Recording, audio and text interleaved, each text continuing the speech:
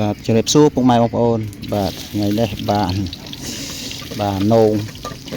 គេថាយើងសាច់រាល់ថ្ងៃផងអីផងអញ្ចឹងថ្ងៃនេះដើរទៅក៏ជួបអានោង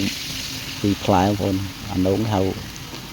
អានោងវែងអានោងហៅក៏យើងខាងខ្ញុំហៅនោងតសាននោងអីមិនហ្នឹងនោងផ្អែមហ្នឹង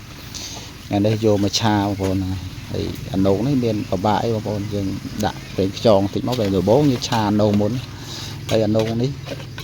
ខ្ញុំយកមកឆានេះអត់មានសាច់ទេបងប្អូនអញ្ចឹងថ្ងៃនេះកាត់បន្ថយសាច់គឺដាក់ពងទាបាទនោងឆាពងទាហើយពងទាហ្នឹងយើងក្លុកស្រាច់ហើយបងប្អូនក្លុកមានដាក់ម្រេចដាក់អីក្នុងពងទាលាយគ្រឿងមានទឹកត្រីចេងស្ករអីហ្នឹងដាក់ចូលគ្នាដើម្បីឲ្យវាមានជាតិចូលគ្នាស្រាច់បងប្អូនហ្នឹងហើយចូលមកយើងចាក់ច្បល់ដាក់ជាមួយនឹងដំណោងព្រោះអីដំណោង